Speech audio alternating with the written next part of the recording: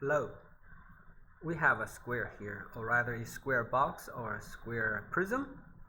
The square can be dissected into multiple pieces and rearranged into other shapes. It's an interesting dissection problem. In this case, the square is dissected into 5 pieces, including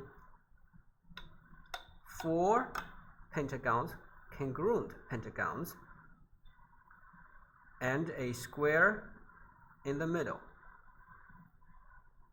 It's an interesting math problem. We can indeed figure out the dimension of the center square and the length of each of these segments. This is a 3D printed model, pretty big. The square is 120 millimeters by 120 millimeters, and the height is about 80 millimeters. It can be used as a pencil organizer, and I'm going to show you how this works. So in this hinged model, I have connected all these 4 pentagons. There's a loose hinge there, so you can move things apart. So these 4 pentagons are connected, okay, into a chain, and it can be looped around like this to form a octagon. Does that make sense? Now, again, we have a square in the middle. You don't really need this centerpiece.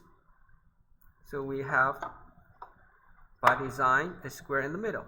If you like, you can put the square right there in the middle.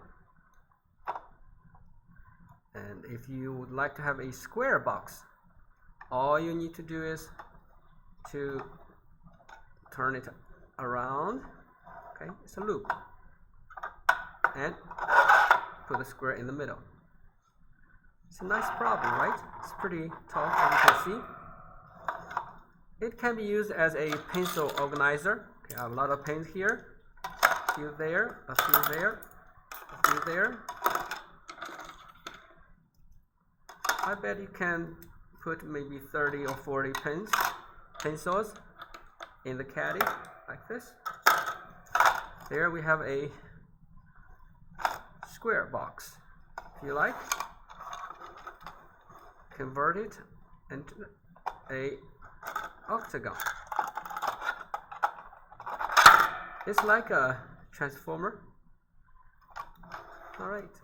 It does take some time to print this large box, about 13 or 14 hours, depending on your printer. But this is a pretty big container, and you can download one of the smaller variants just for experimentation. The 3D printable files are there on my Thingiverse page, www.thingiverse.com/LGBU, and there you can find this specific design, including some smaller variants. Thank you for watching, and play with the design, and then if you like, try to figure out the mathematical properties. Thank you.